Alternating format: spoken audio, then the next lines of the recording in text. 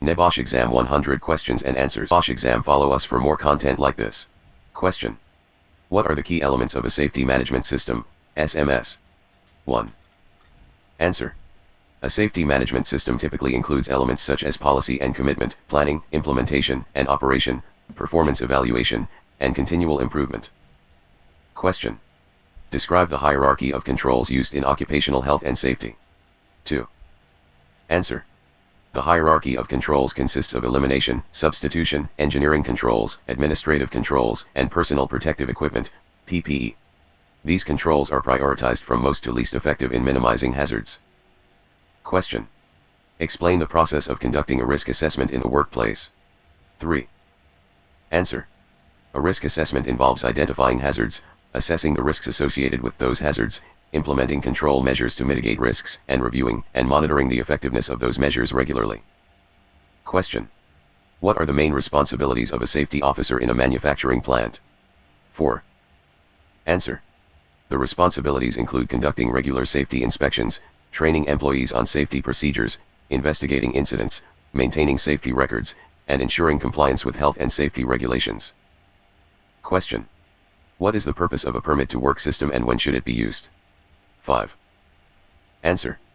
A permit to work system is used to ensure that high-risk activities are carried out safely.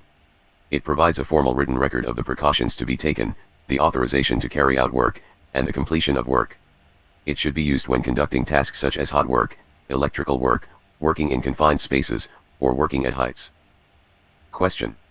Define and explain the concept of near miss in the workplace. 6. Answer. A near miss is an event where an accident could have occurred but did not due to chance or quick intervention. Even though no injury or damage occurred, near misses should be reported and investigated to prevent future incidents by identifying potential hazards and addressing weaknesses in controls. Question. What are the main types of fire extinguishers and how should they be used? 7. Answer. The main types of fire extinguishers include water, foam, dry powder, CO2, and wet chemical. Water extinguishers are used for Class A, solid, fires, foam for Class A and B, liquid, fires, dry powder for Class A, B, and C, gas, fires, CO2 for electrical and Class B fires, and wet chemical for Class F, cooking oils and fats, fires. Question. Describe the function of the Health and Safety Executive, House, in the UK. 8. Answer. The House is the national regulatory body responsible for enforcing health and safety legislation in the UK. It provides guidance on safety standards, carries out inspections, investigates incidents, and ensures that workplaces comply with the legal requirements set out in the Health and Safety at Work Act. Question. What are the common causes of accidents in the workplace? 9. Answer. Common causes of accidents include unsafe acts, such as improper use of equipment or failure to follow procedures, unsafe conditions, such as poorly maintained machinery or inadequate lighting, human error, lack of training, and poor management or supervision. Question. What is the importance of personal protective equipment, PPE, in the workplace? 10. Answer. PPE is essential to protect workers from hazards that cannot be fully controlled by other means. It helps reduce the risk of injury or illness from hazards such as falling objects, exposure to chemicals, noise, or respiratory hazards. PPE should be used as a last resort, after other risk control measures have been implemented. Question. Explain the term manual handling and the risks associated with it. 11. Answer. Manual handling refers to the physical effort of lifting, carrying, pushing, pulling, or lowering objects. Risks associated with manual handling include musculoskeletal injuries, strains, and sprains, especially when workers lift heavy objects incorrectly, overexert, or perform repetitive tasks without proper techniques. Question. What are the legal duties of employers under the Health and Safety at Work Act 1974 in the UK? 12. Answer.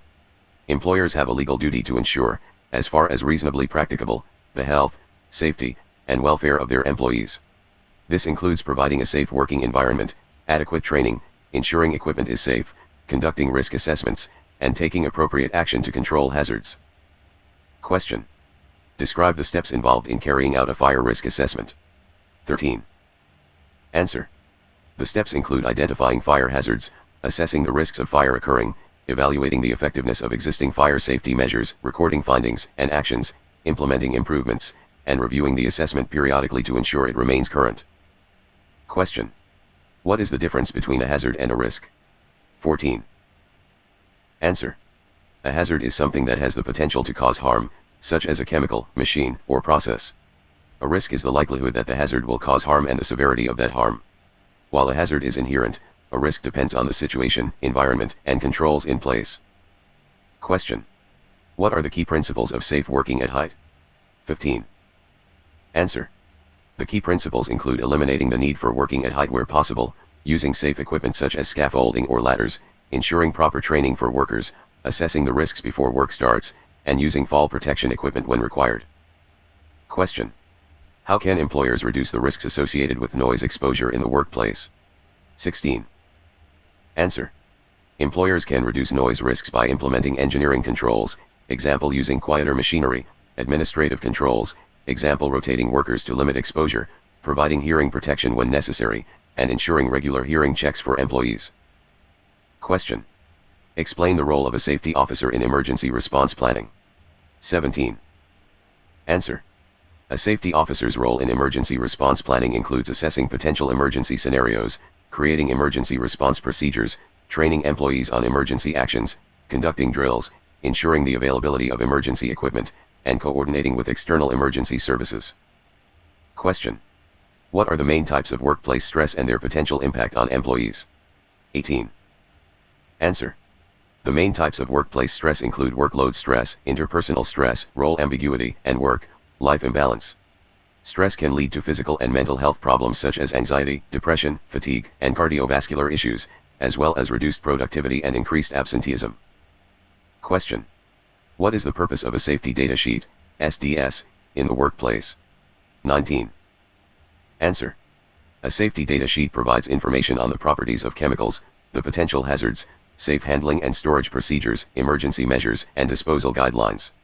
It helps workers understand the risks and take necessary precautions when handling hazardous substances. Question. Define environmental impact assessment, EIA, and its significance in the workplace. 20. Answer. An environmental impact assessment, EIA, is a process used to evaluate the potential environmental effects of a proposed project or activity before it begins. It is significant in identifying adverse effects, implementing mitigation measures, and ensuring compliance with environmental regulations to minimize harm to the environment. Question. What are the key principles of risk management in the workplace? 21. Answer.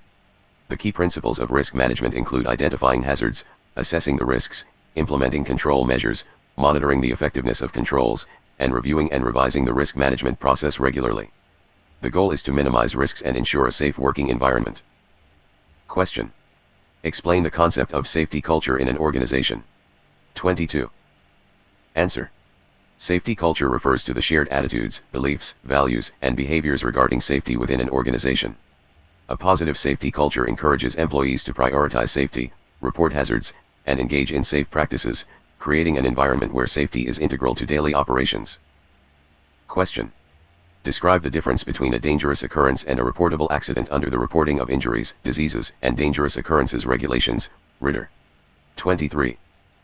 Answer. A dangerous occurrence refers to an event that has the potential to cause harm, such as a major equipment failure, but does not necessarily result in injury or damage. A reportable accident refers to an event where a person has been injured or harmed and requires reporting under Ritter, such as a fatality or major injury. Question. What are the key elements of an emergency evacuation plan? 24. Answer. An emergency evacuation plan should include clear evacuation routes and assembly points, details of emergency exits, procedures for assisting vulnerable individuals, assigned responsibilities for employees and emergency services, regular drills, and communication methods for alerting everyone in the event of an emergency. Question. What is the purpose of a safety audit? 25. Answer. A safety audit is an assessment of an organization's safety policies, procedures, and practices.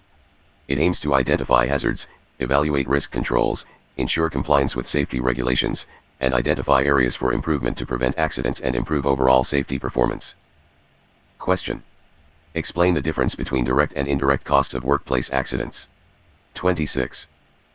Answer. Direct costs are those immediately attributable to the accident, such as medical expenses, insurance claims, and compensation. Indirect costs include lost productivity, training new workers, damage to equipment, and reputational damage to the organization, which may not be immediately quantifiable but can be significant. Question. What are the health risks associated with exposure to asbestos in the workplace? 27. Answer. Exposure to asbestos can cause serious health issues such as lung cancer, mesothelioma, and asbestosis. The risk is higher when asbestos fibers are inhaled, leading to long-term respiratory problems. Workers exposed to asbestos must be properly trained, and controls should be in place to minimize exposure. Question. What steps should be taken to control the risks associated with working in confined spaces? 28. Answer. Steps include conducting a risk assessment, implementing a permit to work system, ensuring proper ventilation, providing personal protective equipment, PPE, ensuring there is a trained rescue team, and monitoring atmospheric conditions, example oxygen levels, toxic gases, inside the confined space. Question. What are the main components of a health and safety policy? 29. Answer. A health and safety policy typically includes the organization's commitment to health and safety, objectives for improving safety, the responsibilities of managers and employees, procedures for reporting and investigating incidents, and methods for evaluating and improving safety performance. Question. Explain the concept of zero harm and its significance in a safety management system. 30. Answer. Zero harm is a safety goal that aims for no injuries, fatalities, or harm to people, the environment, or assets. It signifies an organization's commitment to achieving the highest standards of safety and protecting workers, with the ultimate goal of creating a culture where safety is embedded in every aspect of the workplace. Question. What is the purpose of a risk control hierarchy, and how is it applied in practice? 31. Answer. The purpose of the risk control hierarchy is to provide a structured approach to managing risks. It prioritizes control measures, with elimination of the hazard being the most effective method, followed by substitution, engineering controls, administrative controls, and finally PPE. In practice, hazards should first be eliminated or substituted, with PPE used as the last line of defense. Question. What are the main types of workplace hazards, and how can they be controlled? 32. Answer. The main types of workplace hazards include physical, example noise, machinery, chemical, example fumes, dust, biological, example bacteria, viruses, ergonomic, example repetitive strain, and psychosocial, example stress, bullying. They can be controlled by eliminating or substituting hazardous processes, using engineering controls, providing PPE, and implementing safe work practices. Question. Describe the role of the Health and Safety Committee within an organization. 33. Answer. The Health and Safety Committee is a group of employees and management representatives responsible for promoting safety, discussing health and safety issues, conducting risk assessments, reviewing incidents, and recommending improvements.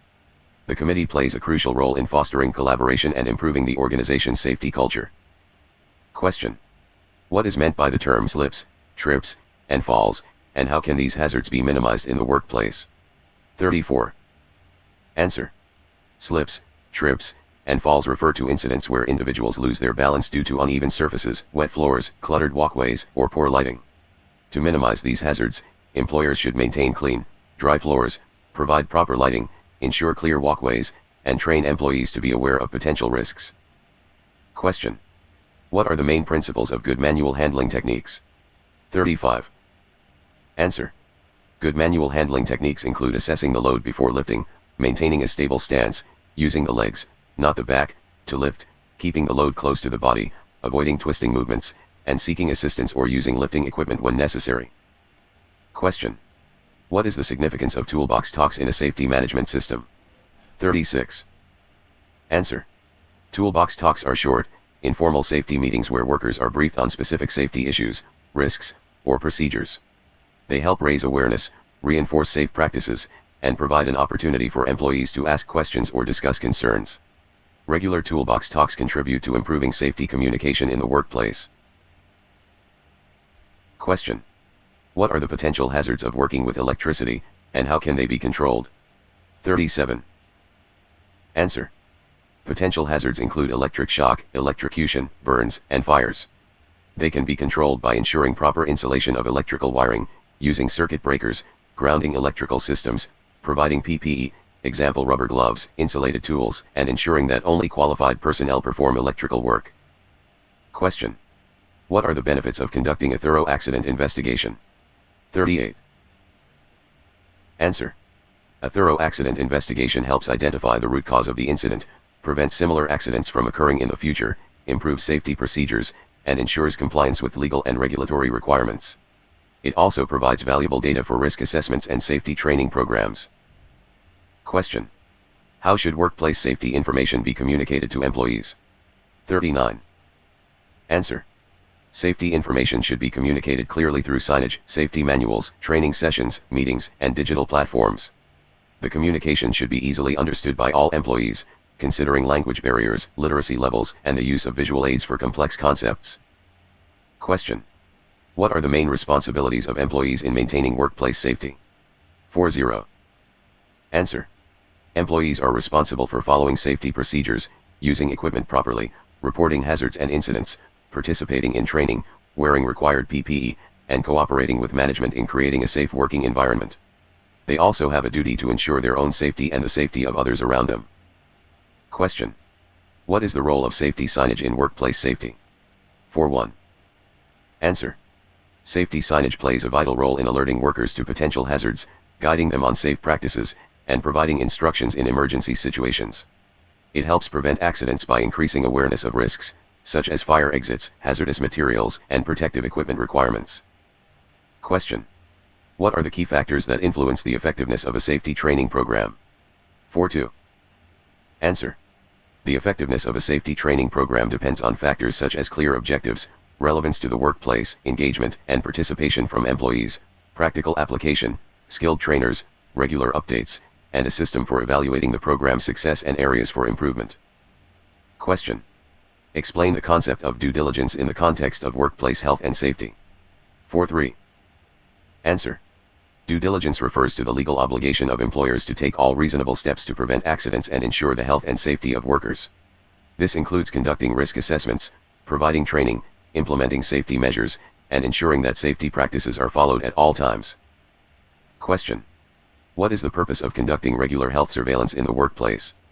44. Answer. Health surveillance is used to monitor the health of employees who may be exposed to hazardous substances or working conditions, such as chemicals or repetitive physical strain. It helps identify early signs of occupational diseases or injuries, ensuring that preventive actions are taken to protect workers' health. Question. What are the key features of a good safety leadership program? 45. Answer. A good safety leadership program focuses on creating a positive safety culture by training leaders to model safe behavior, make safety a priority in decision making, engage workers in safety programs, hold everyone accountable for safety, and continuously improve safety standards through feedback and innovation. Question. Explain the concept of safety by design in engineering. 46. Answer. Safety by design is the principle of incorporating safety features into the design and engineering of equipment, processes, and systems from the outset, rather than relying on safety measures implemented afterward. This approach aims to eliminate or reduce hazards before they can cause harm, ensuring safer working conditions. Question. What is the importance of risk communication in the workplace? 47. Answer. Risk communication involves sharing information about hazards, risks, and safety practices with employees in a clear, understandable way. Effective communication helps workers recognize dangers, understand safety protocols, and make informed decisions, ultimately reducing the likelihood of accidents and improving overall safety. Question. What are the most common causes of workplace stress, and how can they be managed? 48. Answer. Common causes of workplace stress include high workloads, long hours, job insecurity, poor work-life balance, lack of control, and interpersonal conflicts. To manage stress, employers can provide support through employee assistance programs, promote a healthy work-life balance, improve workplace conditions, and encourage open communication. Question. What is the purpose of a lockout/tagout, LOTO, system, and when should it be used? 49. Answer. A lockout/tagout system is used to control hazardous energy during maintenance or repair activities to prevent accidental start-up of machinery or equipment. It involves locking or tagging equipment to ensure it cannot be operated until maintenance is completed. It should be used whenever machinery is being serviced or when there is a risk of unintended operation. Question. How can ergonomics be applied to reduce musculoskeletal disorders in the workplace? 50. Answer. Ergonomics can be applied by designing workstations, tools, and tasks that fit the capabilities and limitations of workers. This includes adjusting chair heights, workstation layouts, and equipment placement, encouraging regular breaks, providing lifting aids, and promoting proper posture to reduce strain on muscles and joints. NEBOSH Exam. Follow us for more content like this.